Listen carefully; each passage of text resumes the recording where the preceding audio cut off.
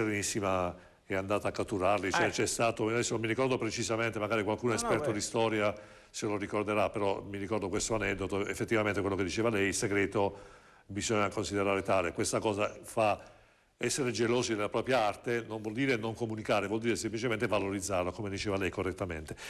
Bene, cambiamo argomento, Duse, adesso abbiamo qui la fortuna di avere l'avvocato Brazzale, che ho avuto il piacere di avere qui in studio, l'avvocato presidente del gruppo Brazzale che si occupa di settore lattiero-caseario, la più antica, mi corregge se dico qualcosa di non corretto avvocato, la più antica azienda lattiero-casearia del Veneto, con oltre 700 dipendenti, giusto avvocato? No. Italiana. Italiana, pardon, ancora meglio, ecco, diciamo, volevo limitarla italiana, con oltre 700 dipendenti in giro in Italia e in Cecoslovacchia e in Cina.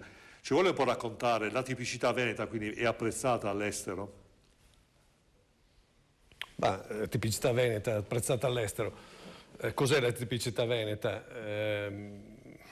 Tipicità significa corrispondenza ad un tipo, in realtà i tipi si evolvono nel tempo. Noi siamo originari di Asiago, dall'altopiano di Asiago, l'Asiago era fatto con latte di pecora, è cambiato nei secoli, negli anni, nei secoli è cambiato tutto. Oggi noi abbiamo una grande potenzialità che possiamo sfruttare non soltanto sul nostro territorio, che purtroppo ha subito una forte urbanizzazione, purtroppo per fortuna, perché ha significato anche il benessere economico. Negli ultimi decenni ha perso oltre il 40% del territorio, perciò la materia prima, nonostante ce ne sia ancora e sia di altissimo livello, però diciamo che non è più sufficiente per esprimere tutto il potenziale delle capacità della nostra industria, dei nostri operatori.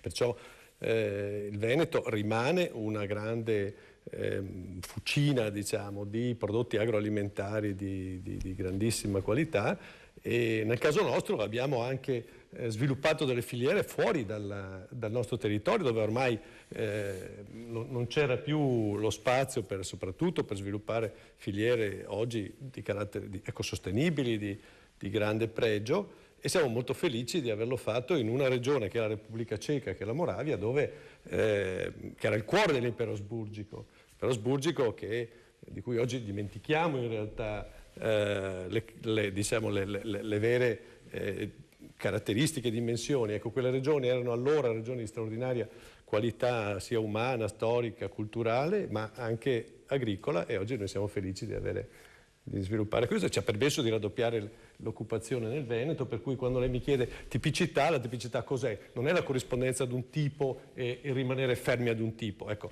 è bello parlare di Veneto come storia, è bello parlare di questi meravigliosi aspetti culturali che si rifanno alla nostra grande capitale Venezia e così via, ma bisogna pensare anche all'oggi e al domani.